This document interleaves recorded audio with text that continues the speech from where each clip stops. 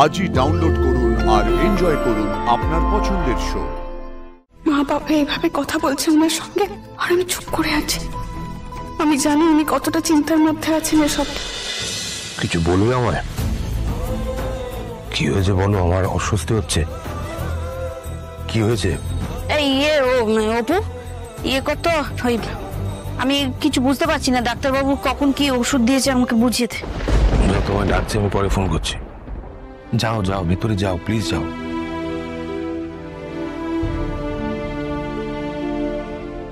কিরকম একটা অদ্ভুত কষ্ট হচ্ছে আমার, বুকের ভেতরটা মনে হচ্ছে দুমড়ে মুচড়ে যাচ্ছে। কেন?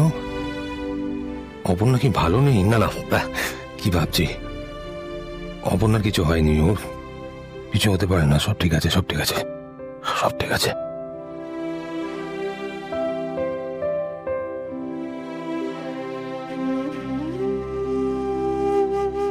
কি হলো আবার আমাকে নিয়ে পড়লে কেন? আমি তো ঠিক আছি।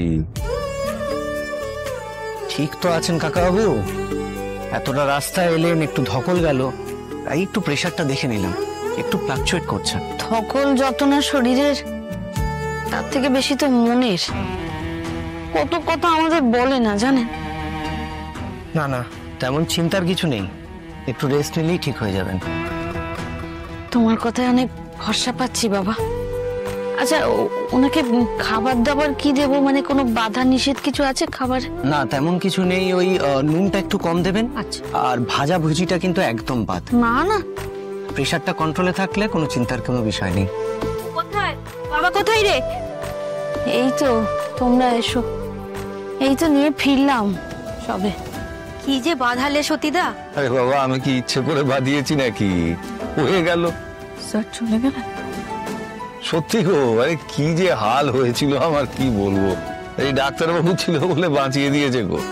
এই ডাক্তারবাবু কোনো তুলনা হয় না, ভীষণ ভালো মানুষ, খুব ভালো।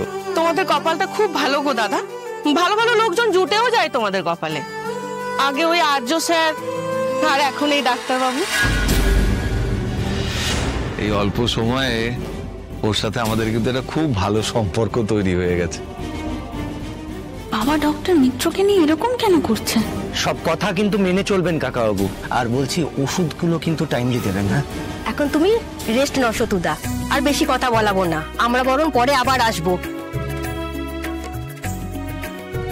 বলছি আমিও এবার যাই, আর আপনি কিন্তু আমাকে কথা দিয়েছেন কোনো অনিয়ম করবেন না। তুমি শুধু আমার মেয়েটাকে একটু বলে যাও তো, যেন ও আমার কথা শুনে চলে, তাহলেই হবে। এভাবে বলছো কেন বাবা?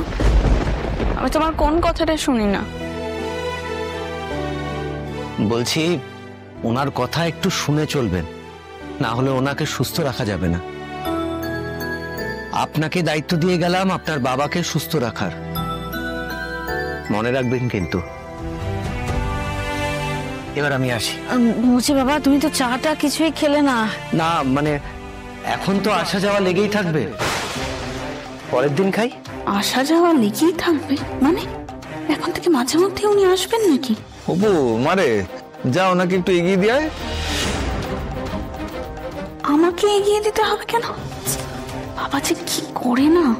চলো আমিও যাই। সুমি, শোনো না, গলাটা খুব শুকোচ্ছে, একটু চা করে দেবে? মা আগে বলবে তো, দাঁড়াও আমি দিচ্ছি।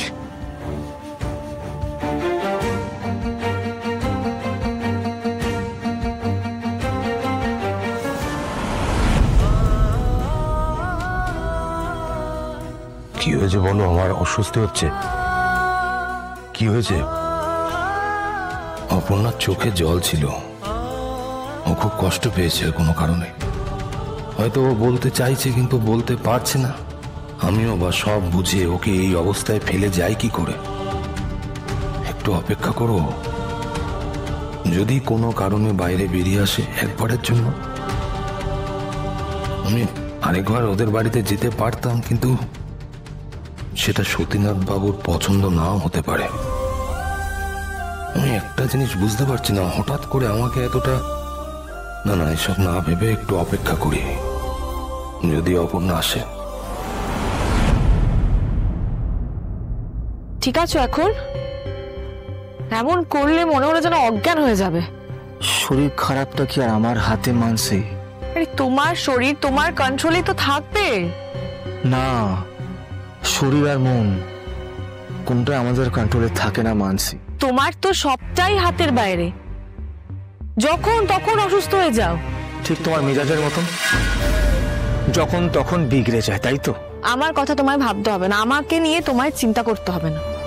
ওয়েদার চেঞ্জ হলে মানুষের শরীর খারাপ হয়, বা বাইরের খাবার খেলে শরীর খারাপ হয়। তোমার তো কথা শুনলেই শরীর খারাপ করে যায়। কখন কোন কথায় তুমি অসুস্থ হয়ে যাবে সেটা তো গড নোজ।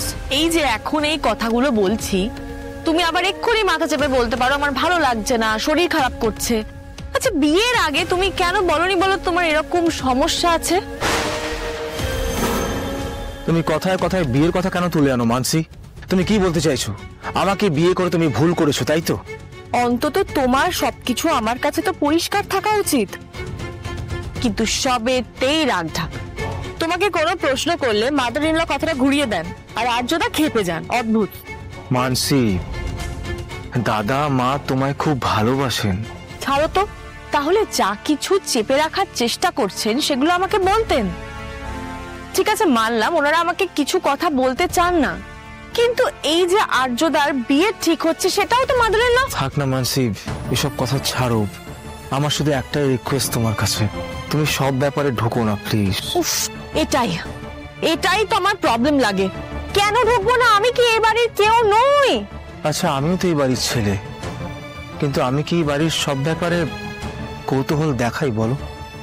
দেখো মানসি, আমি যেখানে যাই না, কথা বলি না, কৌতূহল দেখাই না, আমি চাই তুমিও সেখানে খুব একটা কৌতূহল দেখিও না প্লিজ। ঠিক আছে, বেশ, আমি আর কোনো ব্যাপারের মধ্যে ঢুকবো না। মানসি প্লিজ, তুমি রেগে যাও না, আমি জাস্ট এটাই বলতে চেয়েছি যে এখন তো জেদ চেপে গেছে আমার। মুখে যাই বলি, আমি তো সবকিছু শেষ দেখে ছাড়বই। মানসিকে থামানো অত সহজ নয়।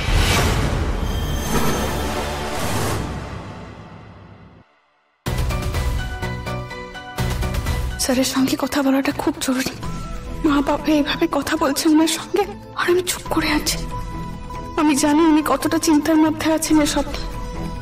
বাইরে বেরিয়েছি যখন একটা ফোন করব, কি অন্তত ফোন করে একবার ক্ষমা চাওয়াটাও তো উচিত। আপনার কি ভালো লাগে? না মানে আপনার হবি কি? হঠাৎ মানে এমনি মনে হলো তাই বললাম। বাবার নর্মাল লাইফে ফিরতে তাও কদিন সময় লাগবে। আপনি এতক্ষণ এসবই ভাবছিলেন বুঝি?